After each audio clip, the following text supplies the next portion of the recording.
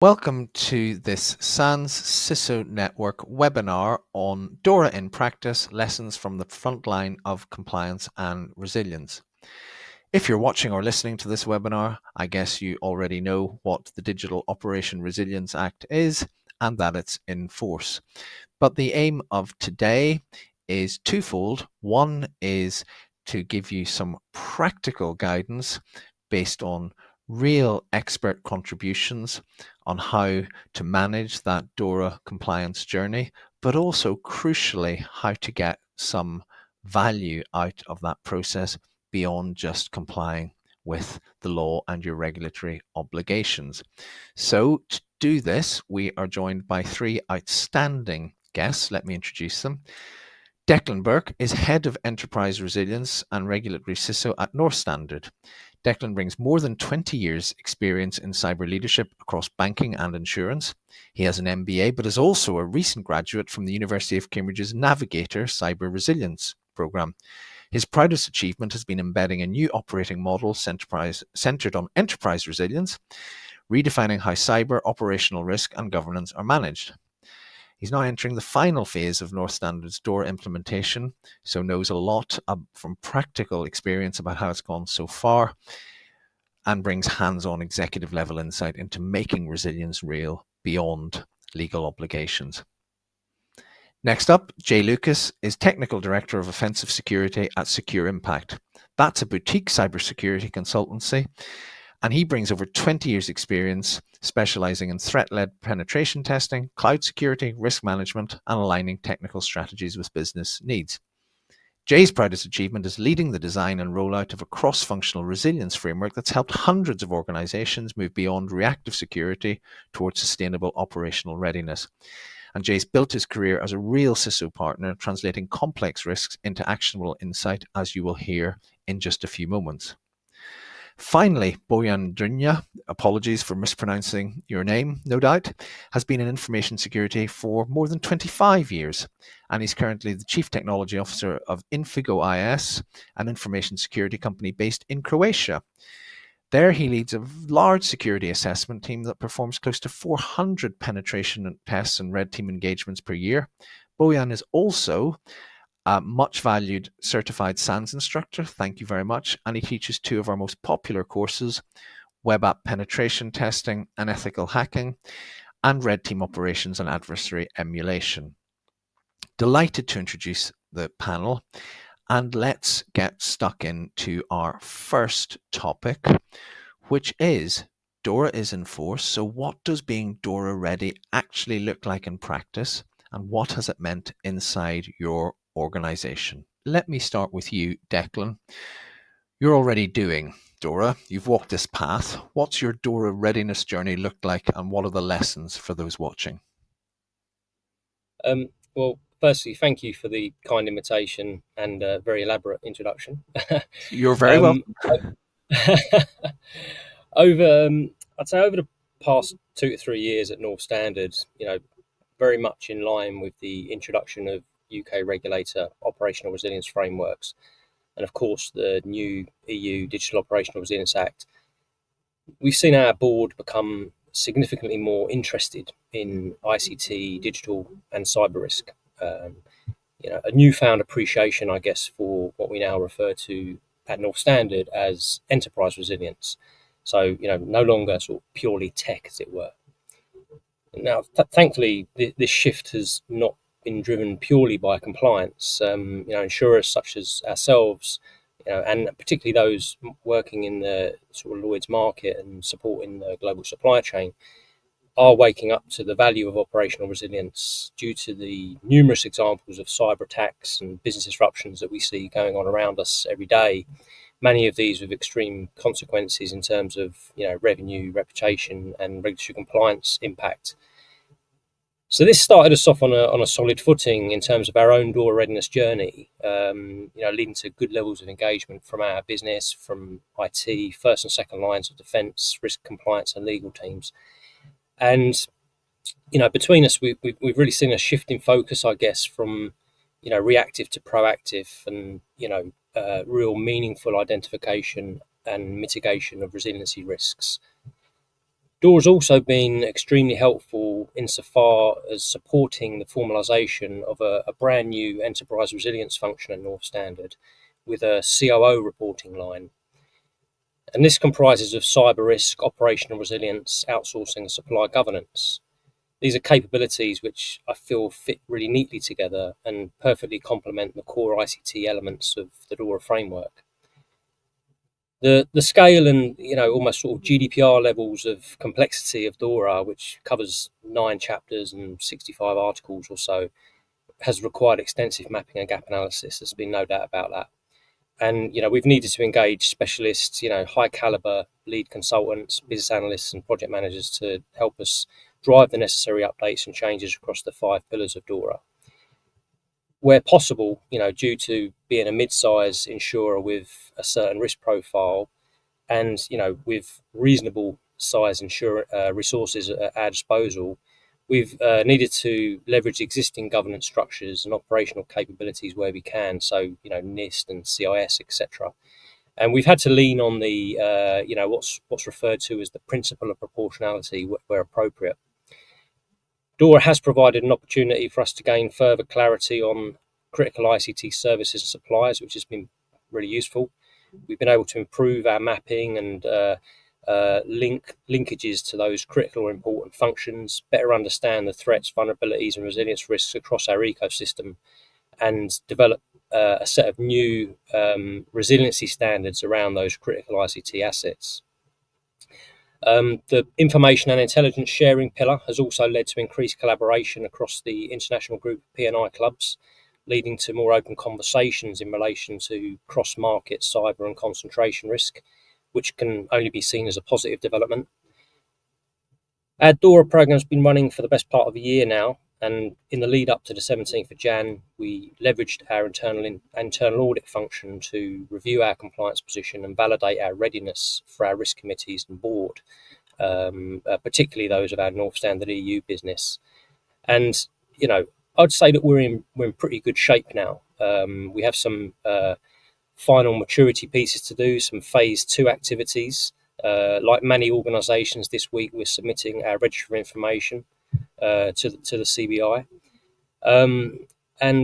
We're interested in what the future holds in terms of continuing to mature this world and further releasing more value from the framework.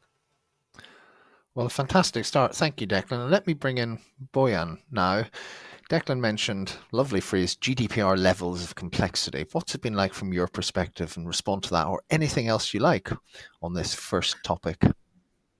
Well, thank you for the question, and I really like how Declan compared this to GDPR. And indeed, when you just briefly go through the DORA requirements, you might get a feeling that there's nothing new really if you've been paying attention to ISO 27001 and similar regulations. Then you probably are quite a bit already in the DORA game. But once you go through all the 64 articles in DORA, once you map them to where you actually are, then I see that a lot of people actually realize that they are not compliant. They might be ready for certain things, but they are not compliant really.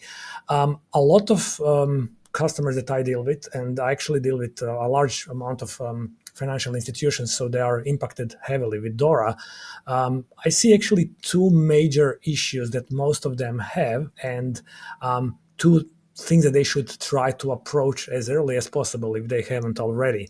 The first one is related to asset management, and this particular activity, even though it sounds perhaps simple, it's quite often neglected, and it's not an easy thing to do, especially if you are a large organization.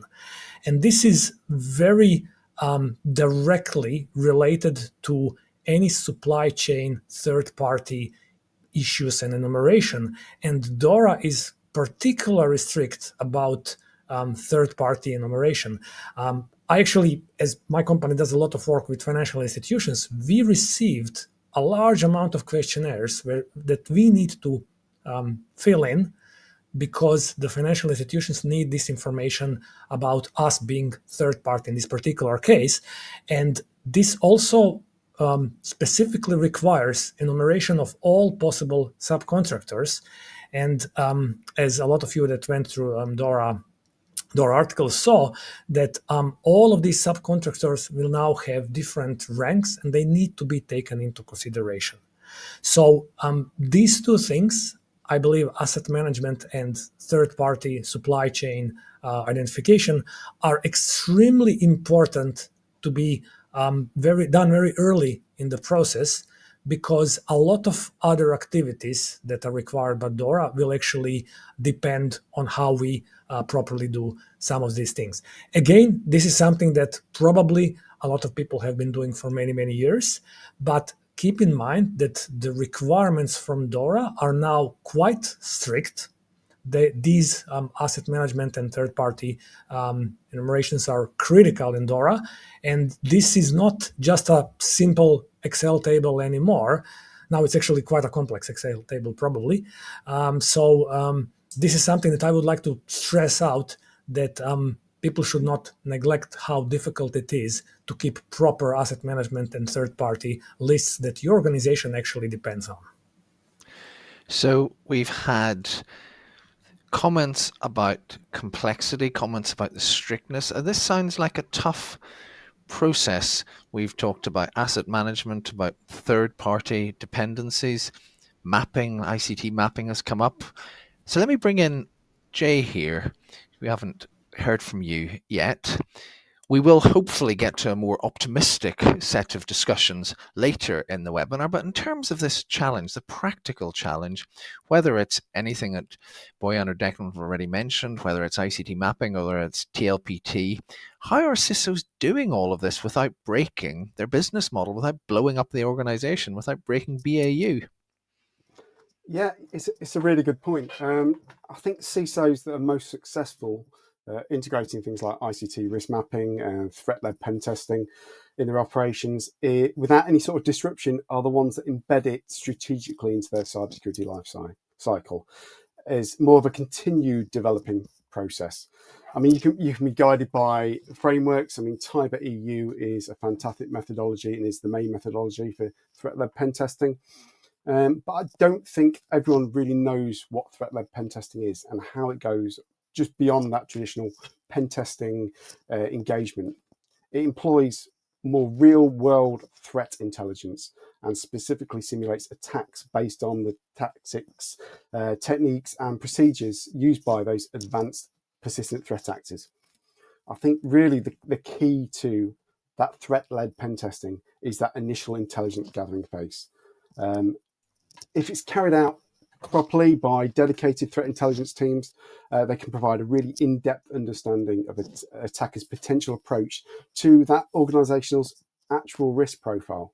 That sort of tailored intelligence forms really the basis for a realistic red team exercise, executed by specialists who can mimic real attackers, attack vectors, and systematic testing of things like critical functionality, systems, configurations under realistic threat scenarios. So it's a really important process. I think a common pitfall I've seen, certainly when treating with threat-led testing, is just merely treating it as that annual tick box exercise that you see. Effective testing should be an ongoing, very much a risk-informed activity that evolves with that shifting threat landscape, rather than that just one-off compliance tasking that some CISOs in the past I've dealt with have treated it, and unfortunately that's become detrimental. I think Cisco's can really achieve this by scheduling the frequency of that sort of testing and intensity based on their organization's specific risk, maturity level, and criticality of their digital operations. High risk or systematically important financial institutions should be looking at doing it annually as opposed to the regulatory 3-year mark that's stipulated by DORA. I think CISOs can really ensure that minimum disruption, certainly to business as usual activities, by clearly defining sort of risk controls prior to any sort of engagement, and by sort of aligning those threat-led pen testing principles and processes to business operations allows for organizations to really maintain stability and effective balance of that cybersecurity maturity with continuous business functionality and hopefully no disruption. It puts people in a real positive area to address vulnerabilities rather than just be that responding element to things like breaches and vulnerabilities. It makes them very proactive in their response. So yeah, I think it's a very, very important stage of the process. That's fantastically helpful, and thank you for correcting me when I broke one of my rules and introduced a 4-letter acronym without explaining what it was. So TLPT, No threat level pen testing. So thank you for that. And what I liked about that answer was you mentioned some of the pitfalls, the risk of it treating like an annual checkbox compliance exercise. That's something you hear as a criticism of other parts of DORA, but as you say, it's how the organization implements it. So let me bring Declan back in, given you're already well down this path. What's your perspective as to whether offensive and defensive capabilities in this respect are being improved as part of DORA? What's your take on this whole issue of the threat-led pen testing aspect of it? Yeah, we've certainly been on a journey in terms of our threat-led penetration testing capabilities. But perhaps before I go into that, I just wanted to pick up on a point that Jay mentioned there about, embedding DORA strategically. And I would reiterate the benefits of utilising those existing capabilities and frameworks as a starting point. So, the UK regulation, SS 121, for example, NIST is very relevant. Those existing governance frameworks that we have in place, save effectively reinventing the wheel. And this in itself can mitigate the impact on BAU and the scale of disruption that you might face. I think there's also an opportunity to leverage, new sort of cloud-based tooling for some of the mapping, which Bojan mentioned, some of the complexities involved in that and some of the manual effort that's required around third-party due diligence assessments, for example. So we use a system called Panellists that allows us to automate that due diligence process, which, saves us time and money. Going back to your question around threat-led penetration testing, Sure. there is DORA has a very comprehensive, I seem to remember it being sort of 150, 200 pages of regulatory or implementation technical standards on TLPT. The bit I did pick out, and this is the reason for my previous comment, is that, as a company, we didn't meet the eligibility criteria due to our size. We are less than, I think it's $1.5 billion in gross written premium. So we didn't qualify for the full program of work there, but we still built a mature DORA aligned testing program alongside the Tiber EU framework, which Jay mentioned, essentially future proofing ourselves.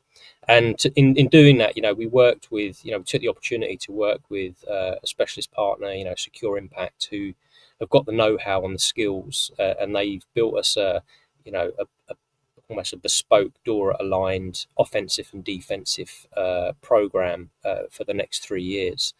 And, this engagement has already borne fruit. We've, by tapping into this new team of specialists, it's led to us discovering, one in particular critical vulnerability on one of our online platforms, which we were able to quickly remediate with no known compromise. So, we've already effectively seen some business value come through our DORA implementation.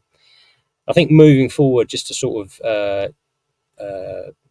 kind of remove complexity, we're going to be focused on embedding almost DORA by design, so that any new sort of ICT risk can be identified up front as part of the BAU process. Excellent. Thank you. And just to ask you, Bojan, then, is this much more strict, or is it easy to bring out business value from this? What's your take on these parts of the requirements? Well, Jay and Declan really covered everything nicely. Perhaps just to add a couple of things that I noticed that's been bothering some of people that I spend time chatting with. So first of all, as we already, I think Jay mentioned earlier, depending on your criticality level of your institution, you are either required or not to perform a full TLPT, which means that you still have to obviously perform normal penetration tests, which are still required and covered by DORA, just in a different article than TLPT. And I saw a lot of questions about companies that can perform TLPT because we have these two phases, the threat intelligence phase and the penetration testing or red teaming, whatever you want to call it, phase. And there was quite a bit of blurry definitions in DORA initially. So perhaps to clarify that for our listeners, as the same company can perform both of these activities for you. It does not the staff that is working on the activities must not be the same. So the particular company must have different department doing threat intelligence than the department that's doing the red team part. However, if your company is performing blue team activities for the target financial institution, then that same company cannot perform the red team or the penetration testing part. So that's one of the very strict DORA requirements that sometimes confuses people. Just perhaps to add one thing, maybe from a different side, Of course. if an incident happens, so hopefully we're doing all of these activities to prevent incidents, but DORA is very, very strict about reporting if an incident happens. And this is another thing that I saw that companies I'm working with are sometimes not ready to completely fulfill or to be compliant with. Everyone might say, for example, oh yeah, we know what to do in an incident, but keep in mind that the requirements in DORA are extremely strict. So from the moment that you identified an incident, a major incident, of course, then you have 4 hours. In those 4 hours, you have to notify the authority, and you actually have 24 hours before. Sorry, this is wrong. You have 24 hours until you notify the authority, but the last 4 hours you have to classify the incident. And after that, you have 72 hours to actually create an intermediary report. So this is a very, very strict and short time frame. So we have to be prepared in case this happens. Of course, we'll do all we can to prevent this from happening, but if it does happen, we have to be prepared to handle those incidents correctly. And once you're done with everything, you actually have 1 month to submit the final report to the authority. So it's very, very strict about incident handling. That is extremely useful to know. That's well worth adding, and I think viewers and listeners will have heard you in those very, very stark terms. So it almost leads to a difficult pivot to the last part of our conversation, but I'm just looking at some of the words that have come up so far. It's almost a classic discussion of regulation. Words like strict, complicated, disruption, tick box exercises, pitfalls. We always talk about these things when we get to regulation. So going to try to turn it round a bit, and you might want to be optimistic, you might want to be controversial, you might want to be both.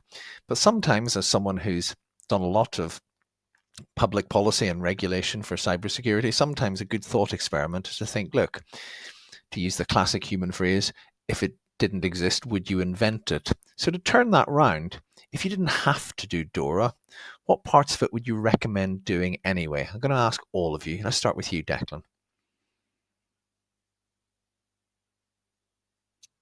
Okay. Yes, it's a really good question. I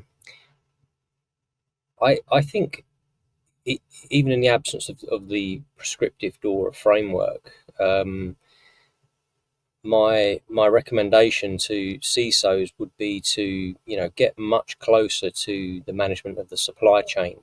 So DORA focuses on ICT third-party risk, and that's really been a catalyst for my team taking on full responsibility for all outsourcing and supply governance across the business. So all ICT and non-ICT third-party relationships across the group now come through my team.